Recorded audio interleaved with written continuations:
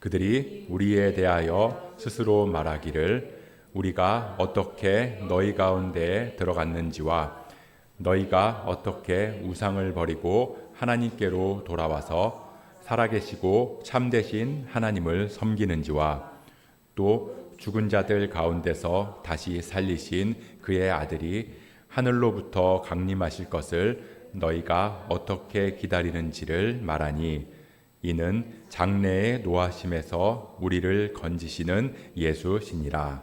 아멘. 우리는 계속해서 이 데살로니가 교회에 대해서 살펴보고 있습니다. 데살로니가 인의 교회라고 불리는 데살로니가라고 하는 도시에 살고 있는 사람들의 공동체. 이 치열한 세상에서 하나님 아버지께 속하고 주 예수 그리스도에 속해 있는 사람들. 그런 그들에게 나타난 모습이 믿음의 행위, 사랑의 수고, 그리고 소망의 인내. 그런 데살로니가 교회에 바울이 너희가 택함받은 사람이라는 걸 알겠다라고 이야기하죠. 그럼 택함받은 사람들에게 나타나는 5가지 단계 기억하시죠? 복음, 말씀을 듣고 말씀을 받아서 본을 받고 본이 된다. 그리고 하나님을 향한 그 믿음이 알려진다. 주변에 영향력을 끼친다. 그러니까 전해진 복음, 반쪽짜리 복음이 아니라 온전한 복음을 전하고 그 전해진 복음을 하나님의 말씀으로 받아들인다. 그리고 그 모든 게 내가 하는 게 아니라 성령님의 능력으로 할 수 있는 거다. 그렇게 온전한 복음의 말씀을 받아서 깨달은 사람들은 자연스럽게 예수님을 본받고 싶은 마음이 생기고 그러기 위해서 먼저 예수님을 따라 살아가고 있는 사람들을 본받고 그렇게 서로가 서로에게 본을 받고 본이 되다 보면 그 복음으로 세상에 영향력을 미치게 된다라고 하는 말씀을 살펴봤습니다. 그리고 지난주에 말씀드린 대로 그렇다면 이 데살로니가 교회 참 대단하고 정말 본받고 싶은 공동체인데 그런 공동체가 어떻게 시작될 수 있었는가? 오늘은 그 부분에 대해서 살펴볼 건데요. 이 데살로니가 전서는 바울이 보내는 편지잖아요. 그러니까 내용이 쭉 이어지겠죠. 그래서 이 오늘 본문을 시작하기에 앞서서 지난주 말씀이 어디서 끝났는지를 먼저 보면 좋을 것 같습니다. 8절 말씀인데요. 우리 같이 한번 읽어보도록 하겠습니다. 시작. 주의 말씀이 너희에게로부터 마게도냐와 아가야에만 들릴 뿐 아니라 하나님을 향하는 너희 믿음의 소문이 각 처에 퍼졌으므로 우리는 아무 말도 할 것이 없노라. 9절도 한번 이어서 같이 읽어볼게요. 그들이 우리에 대하여 스스로 말하기를 우리가 어떻게 너희 가운데 들어갔는지와 너희가 어떻게 우상을 버리고 하나님께로 돌아와서 살아계시고 참되신 하나님을 섬기는지와. 아멘. 이 데살로니가 교회에 대한 소문이 각처에 퍼졌다는 거예요. 그들이 우리에 대하여 말하기를. 그러니까 소문을 들은 사람들이 데살로니가 교회에 대해서 말하는 거죠. 야, 데살로니가 교회에 대한 소문 들었어? 야, 거기 모인 사람들은 좀 다르다던데. 뭐 이렇게 말하더라는 거예요. 그러니까 이런 게 어떻게 보면 가장 이상적인 교회 홍보의 모습이겠죠.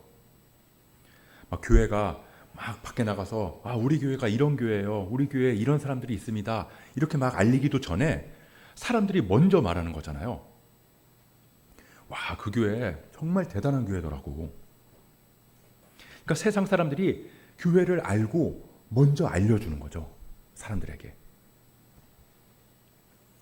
우리 교회도 그렇게 데살로니가 교회처럼 이 선하고 좋은 소문이 사람들에게 널리 퍼졌으면 좋겠습니다.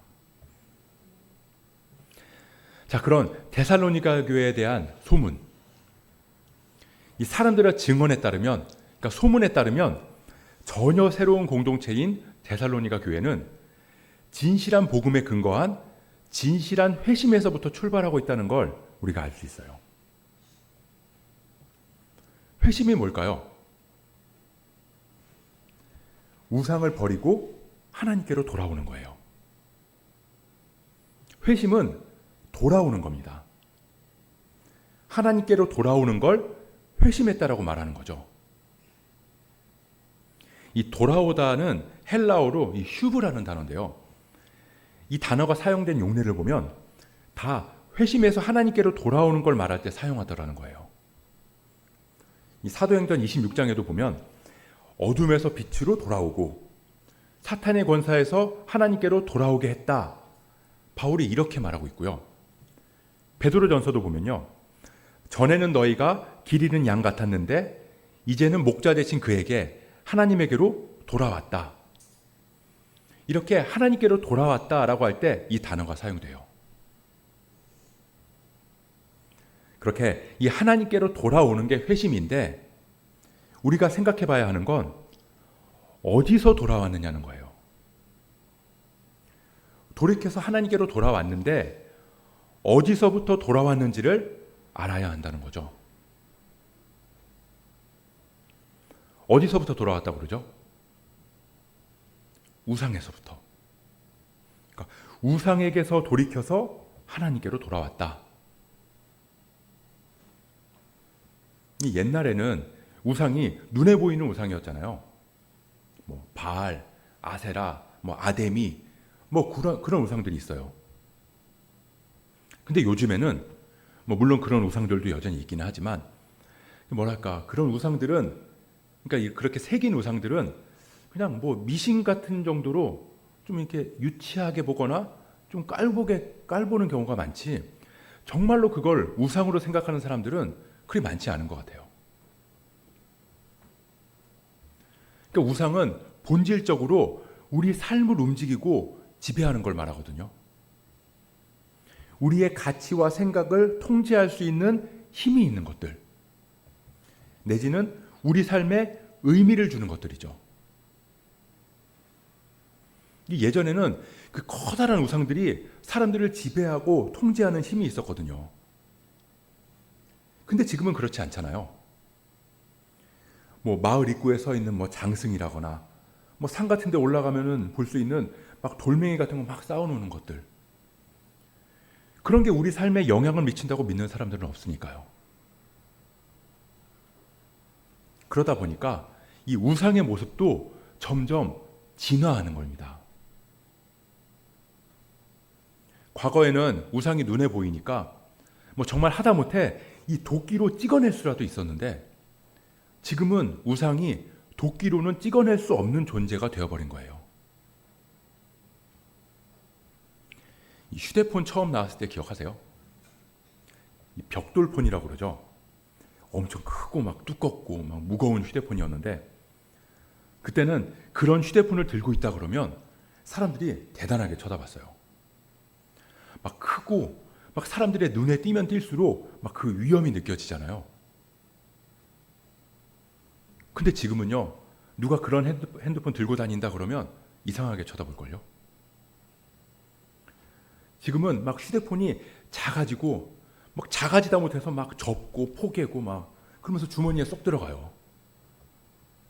근데 휴대폰이 어떻죠? 크기는 작아졌지만 이 사람들한테 미치는 영향력은 엄청나게 커졌어요. 휴대폰 없이는 도저히 살 수 없는 상태가 되어버렸으니까요. 우상이 꼭 그렇더라는 거죠. 예전에는 막 큰 전화기 들고 다니면 그 자체로 우와 이랬던 것처럼 막 크고 으리으리한 신전이랑 막 엄청난 석상을 막 세워놓으면 사람들이 그 위험에 막 압도됐는데 지금은 이 손바닥보다 작아진 휴대폰이 우리 삶에 굉장히 깊숙이 파고들어서 뭐 이게 물건인지 문화인지 내가 휴대폰을 가진 건지 휴대폰이 나를 가진 건지 막 구분을 못하게 만들어버린 것처럼 우상도 우리 마음속에 깊숙이 파고들어서 이게 우상인지 아닌지 실체를 파악하기 힘들고 그러다 보니까 제거하기도 어려워졌다는 거예요. 뭐 미디어나 광고 같은 거 보면 막 멋진 배우들이 나와서 말하잖아요.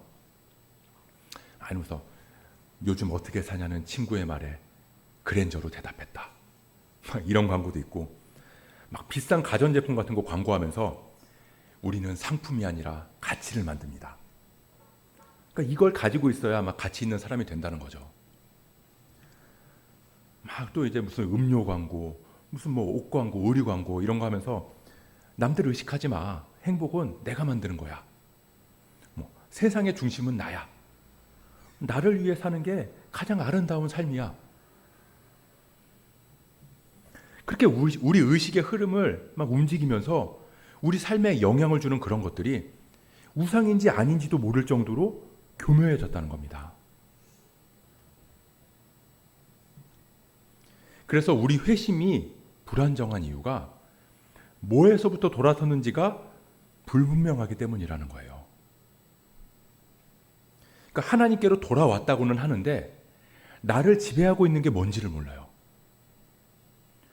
그러니까 돌아섰다고 말은 하는데 우상의 실체를 모르니까 버리지 못한 것들이 여전히 우리 몸과 마음에 막 덕지덕지 붙어 있는 거죠. 그렇기 때문에 이 우상을 버리고 하나님께로 돌아선다고 회심한다고 하는 건 결단이 필요한 거예요. 왜냐하면 돌아선다고 해도 우리는 우상의 영향력에서 완전히 벗어나지 못할 거니까요. 그래서 우리는 하나님께 더 집중해야 되고 하나님께 집중하지 못하게 하는 것들에게서 돌아서겠다고 결단하는 겁니다. 회심은 돌아서서 하나님께로 향하겠다. 나의 마음을 하나님께로 집중하겠다라고 하는 결단이고 하나님 나라 복음을 살아가는 그리스도인들에게는 이 결단의 시간이 반드시 있어야 한다는 겁니다. 그렇게 이 진정한 회심이 일어난 다음에 무슨 일이 생길까요? 바로 살아계시고 참되신 하나님을 섬기게 되는 거예요. 섬긴다는 말 아마 많이 들어보셨을 거예요. 이 헬라어로 둘로스, 직역하면 노예가 된다는 겁니다. 우리가 이 하나님을 섬긴다라고 그러면 왠지 이 내가 섬기기로 정하고 이 섬김의 주체가 나라고 느껴지는데 이 노예가 된다고 하면 느낌이 다르죠. 내 의지는 하나도 없는 거잖아요. 그 노예는 그냥 주인의 말에 따르는 거 말고는 아무것도 할 수 있는 게 없어요. 근데 회심하게 되면 그렇다는 거예요. 하나님께 집중하고 하나님께로 나의 삶을 맡기는 노예가 되는 거죠. 하나님의 노예가 될 때 우리는 자유할 수 있습니다. 하나님이 아닌 다른 것의 노예가 되면 진짜 노예가 되거든요. 사람들은 누구나 이 마음속에 무언가에 종속되기를 바라는 마음이 있어요. 어딘가에 속해 있어야 마음이 안정되잖아요. 그 소속이 없으면 정체성이 흔들리고 두려워요. 우리 한나가 20살이 되면 집을 나가서 혼자 살겠대요. 자기가 그러겠대요. 집에 있으면 뭐 구속받는 것 같은 그런 느낌이 드나 봐요. 하고 싶은 것도 마음대로 못하고. 그래서 뭐 나가서 살 거라고 하는데 그래 알겠다. 근데 집 구하는 거랑 먹고 사는 거랑 공과금 같은 거 그거 어떻게 할 거야? 라고 물어봤더니 당연하다는 듯이 눈을 동그랗게 뜨고 그건 엄마 아빠가 해줘야지 이러더라고요. 좀 어이가 없죠. 아니 뭐 집을 구해줄 여유도 없지만 뭐 진짜 그렇게 해준다 해도 그렇게 누리는 자유도 결국은 부모에게 속해 있기 때문에 누릴 수 있는 자유라는 거예요. 한나가 만약에 정말로 혼자서 집을 구하고 먹고 살 걱정을 하고 생계를 꾸려야 한다면 아마 혼자 사는 게 자유가 아닐걸요. 자유라고 말할지는 모르지만 그 자유를 위해서 하루 종일 돈을 벌려고 일에 매여 있어야 될 테니까요. 뭐 차라리 부모님이랑 있어서 부모님이랑 살면 이런 걱정 안 하고 더 자유롭겠다. 그렇게 말하겠죠. 하나님께 속한다는 게 그런 것 같아요. 하나님 안에 있을 때 구속받는 것 같지만 사실은 참 자유를 누릴 수 있다는 겁니다. 자, 말씀을 듣고 말씀을 받고 본을 받아서 본이 되는 데살로니가 교회가 소문이 났는데, 그들이 그렇게 택함 받은 공동체가 될 수 있었던 건 우상을 버리고 살아계신 하나님께로 돌아오는 진정한 회심이 있었기 때문이고, 회심한 후에 나타난 모습은 하나님께 속해서 하나님을 온전히 섬기는 거였어요. 그리고 또 하나의 모습은 하나님의 아들을 기다리게 된다는 겁니다. 사람들이 데살로니가 교회에 대해서 말하는데 너희가 우상을 버리고 하나님께로 돌아왔구나. 그래서 하나님께 속한 사람이 됐구나. 그리고 또 하나님의 다시 오기를 너희가 간절히 기다리는구나. 요즘에 예수님이 다시 오시기를 기다리는 사람이 얼마나 될까요? 택배가 오는 건 간절히 기다리는 것 같은데 예수님은 잘 모르겠어요. 물론 기다리죠. 오시겠지 뭐. 근데 간절히 기다리지 않는다는 거예요. 왜 그럴까요? 지난주에 나눈 것처럼 천국은 죽어서 가는 곳이니까 내가 죽어서 갈 건데 뭐 굳이 살면서까지 예수님이 오실 걸 기다리나. 근데 이 하나님 나라가 이미 임한 걸 알고 그 나라를 살아가고 있는 사람들, 이 땅에서 하나님 나라를 살아가면서 고통을 겪고 살아가는 사람들은 이미 시작된 이 하나님 나라가 완전하게 임하기를 바랄 수밖에 없거든요. 하나님 나라 복음이 제대로 선포되고 그 복음을 제대로 받아들이기만 하면 사람들은 이 마라나타 신앙을 가질 수밖에 없는 거예요.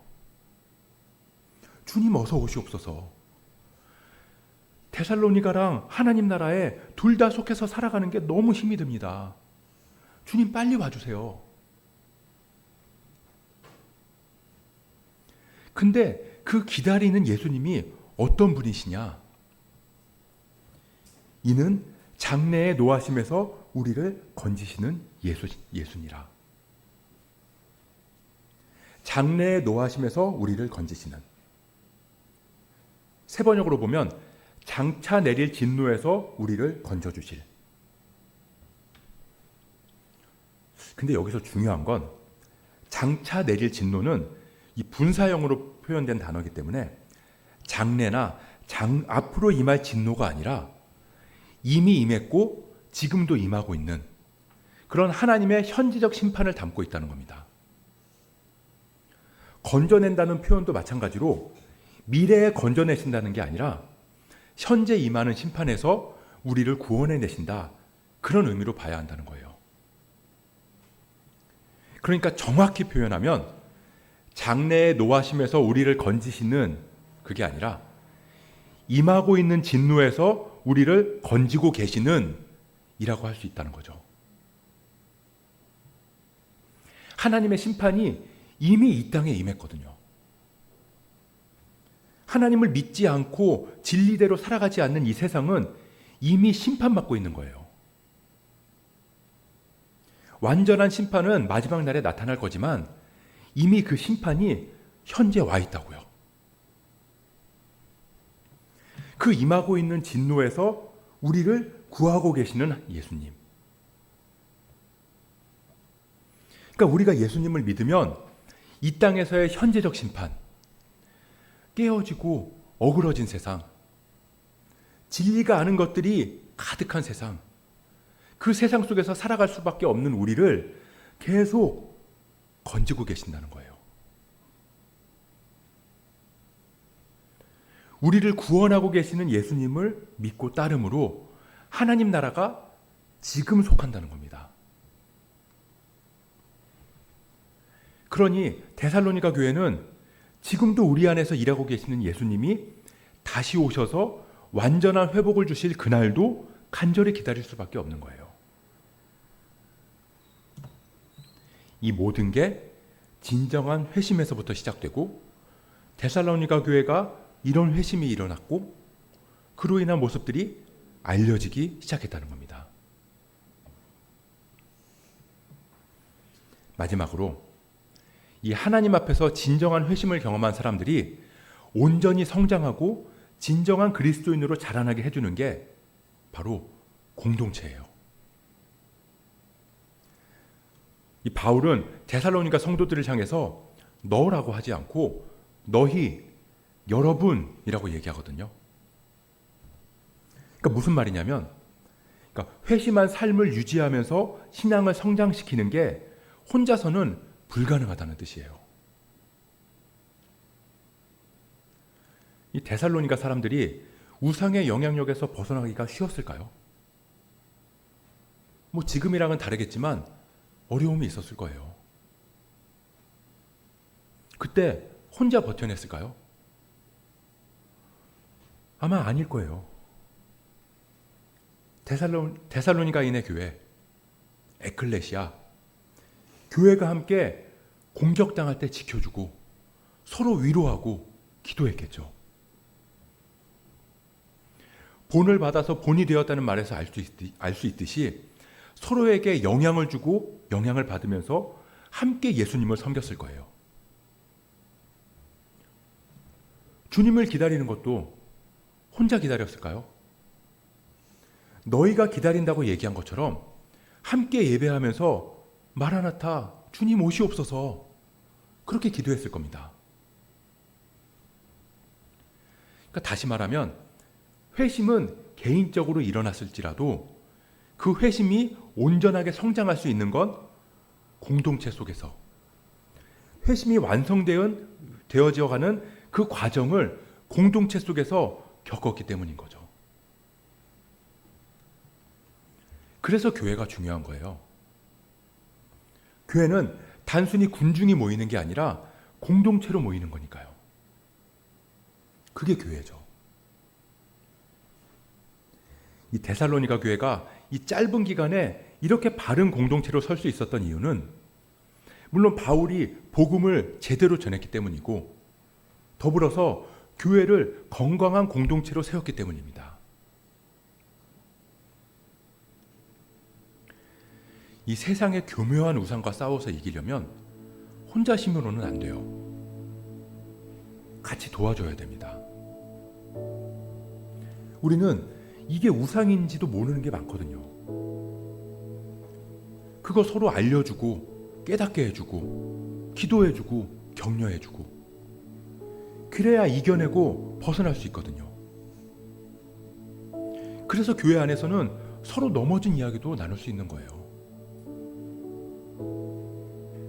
그렇게 회심한 사람들이 모여서 하나님을 섬기고 임하고 있는 진노에서 건지고 계시는 하나님의 구원을 노래하고 마침내 다시 오실 주님을 함께 기다리는 사람들의 모임, 그게 진짜 교회죠. 우리가 그런 공동체로 자라났으면 좋겠습니다. 어제 그 에센스 예배에서 그 설교에서 목사님이 그런 말씀을 하시더라고요. 그러니까 예배를 회복하기 위해서는 거창한 것부터 시작하는 게 아니라 한 사람이 예배자로 바로 서는 것부터 시작해야 된다고요. 그러면 그 한 사람 한 사람이 모여서 예배가 회복되는 거래요. 마찬가지로 하나님께로 돌이킨 우리 한 사람 한 사람이 모여서 이룬 이 공동체가 먼저 그렇게 하나님께로 바로 서면, 그러니까 우리 교회가 먼저 데살로니가 교회처럼 바로 섰을 때 이 땅이 회복되고 교회가 회복되고 그렇게 완전한 하나님 나라가 이 땅에 임하게 되는 줄 믿습니다. 그렇게 우리가 하나님을 섬기고 다시 오실 주님을 기다리면서 하나님께로 돌이킨 참 자유를 누릴 수 있기를 주님의 이름으로 축복합니다.